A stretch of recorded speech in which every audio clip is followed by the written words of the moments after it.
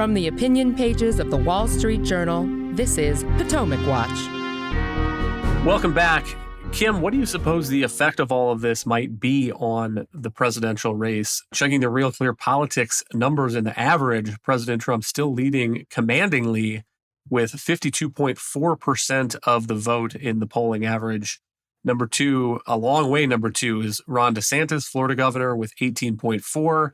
And then we get a few people in the single digits, but it is still a one-man race, a two-man race, if that. And it does look like, if you look at how the polls have changed over time, that Ron DeSantis was running stronger, more competitive against President Trump before the first indictment of President Trump came down. And that was the one, obviously, from New York District Attorney Alvin Bragg. This particular indictment, I'd wager, has a very de minimis effect. I think the first set, when they came out, it certainly galvanized some Trump support.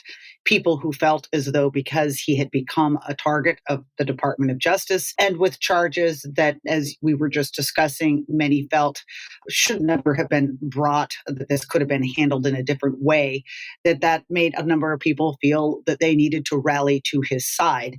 This latest set, it almost feels as though no one's paying attention anymore. So there's another tranche of indictments and charges brought against him. It's on the same subject. And I would wager that many Republicans are instead very much meditating on that double standard of justice that Bill was just mentioning and just sort of writing this off. So does it gain him more support? No, I don't think so. Does it hurt him in any way? I certainly don't think so. And we move on. And that might be slightly different if we ended up getting a whole new indictment on a different subject, January 6th.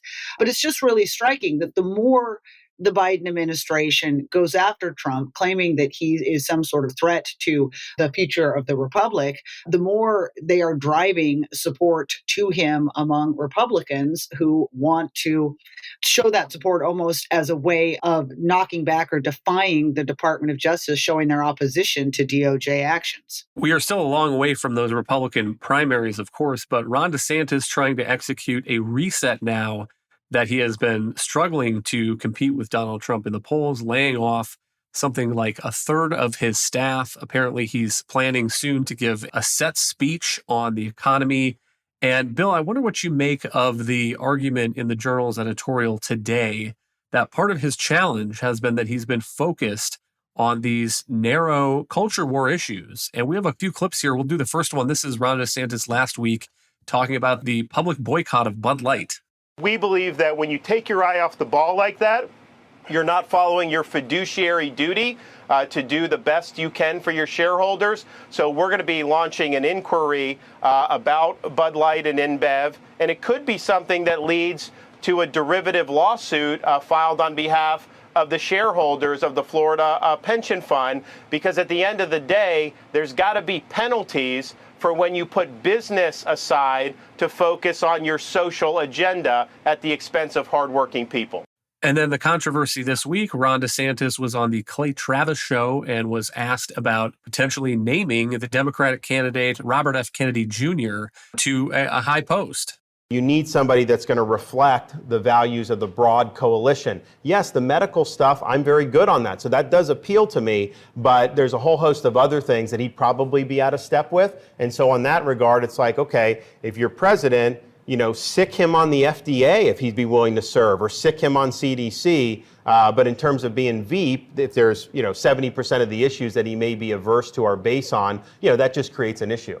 And after several hundred or thousand headlines about RFK Jr. as maybe the head of the FDA, here is Ron DeSantis one more time doing some cleanup on the Megyn Kelly show. For the CDC and FDA, we will have doctor, PhD type, but they're going to be people like a Jay Bhattacharya from Stanford who was right on COVID, not going to be some of these people that are just part of this revolving door. Okay. So not the head, part of a bipartisan task force, possibly. Yeah. What I think the word I use is like, let's sick him on these agencies, to hold them accountable. And that would be part of being kind of outside the agency and getting answers and bringing accountability. Bill, maybe these are tempests in so many teacups, but still, I can't help wondering, why doesn't he go and stand at the Reagan Library and give a speech about something that a broad swath of Republican voters would find appealing. Yeah, I would say that's true of all the candidates. Why don't they come out for traditional things like growth and investment and cutting regulation? Look, I enjoy a Bud Light story as much as the next guy. They behaved absolutely shamefully. They won't admit their mistake, and they deserve what they get. But I think DeSantis has a problem. They all have the same problem, breaking out from Trump. No one is really breaking out from Trump. And I think DeSantis's problem, and I don't say this because I dislike him, I actually think he has a lot to bring to the table.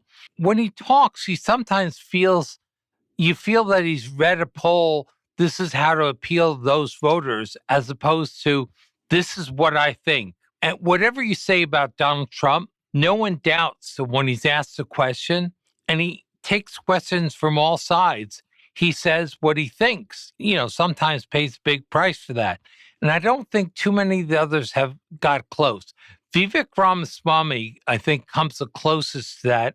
And I think that's why he's rising. I don't think it's necessarily that they agree with the policies he's saying, but he's refreshing in that he tries to answer the questions. So the bottom line is I would like to see Ron DeSantis come out a little more strongly, what he thinks really, be himself, talk about what he did, and have a little more sunshine. I mean, people in Florida are way better off than a lot of other Americans, and let's see a little Reagan sunshine about how he did it. But Kim, am I wrong to ask, why aren't we hearing that? Why aren't we hearing all about that Florida record on the campaign trail? Why isn't he giving big speeches to big audiences? Why is he going on these narrow casting podcasts and radio shows? I mean, just look at his presidential announcement. Remember, he did that on Twitter Spaces with Elon Musk, where he was asked things about his views on Bitcoin. I don't understand. Again, I mean, was the Reagan Library booked that day? Could he not have given a broadcasting speech and tried to go after Republicans writ large instead of trying to out-Trump Trump? It seems that DeSantis's campaign has fallen prey to what happens actually to a number of presidential campaigns, which is they suddenly bust out onto the national scene and they stop doing what they're good at doing and instead start following some script that who knows who wrote it. It's not a successful one, but it's one in which you decide you're going to button up the candidate. You're going to try to control all the messaging. You're going to try to make sure we're only in friendly forums to get your message out. It just doesn't really work. And they know it's not working, which is why you're hearing the stories about the reset. So whatever he's been doing in the past, I think we need to now look at what he's going to do in the future. He is, interestingly, Kyle, taking your advice. He's going to be giving a big set piece speech on the economy on Monday. I'm hearing that is going to be followed by a set piece speech on foreign policy, and that these are going to happen prior to the debate. So he's going to try to get some of that out there. To me, the big problem DeSantis still continues to have, though, and that he really needs to address in a reset is the message, though. And what he's done up until now is he's kind of forgotten the things that worked for him in Florida, which are very much, as Bill was saying, a kind of Reagan-esque policy agenda of cutting government regulation, of lowering taxes, of empowering parents with more choice in the marketplace, and going after trial lawyers, all the sort of things that are drags on the economy and on people's lives, problems that stem from government. Instead, he's kind of been going down this road of chasing the sort of populist, national conservative voters section of the Republican electorate, trying very hard to say we're going to stick it to the big guys, including corporations and including China and including, and that is very much a kind of Donald Trump sounding voice, but it's not necessarily what most voters want to hear. They want to hear some big, grand visions. They want to stop hearing about all the bad people and where instead a candidate is going to lead the country in a positive direction in the future. The other reason I find this a little bit self-defeating is that a lot of the people he seems to be chasing after hardest with some of these, gimmicky things, we're going to sue Anheuser-Busch, are people that Our Trump voters, who, by the way, are Trump voters to their core, they're not going to change where they are. You probably have about 30% of the party that's very wedded to the former president. That still leaves you 70% of the rest of the party to try to consolidate instead of chasing after this one crew that is going to be awfully hard to get.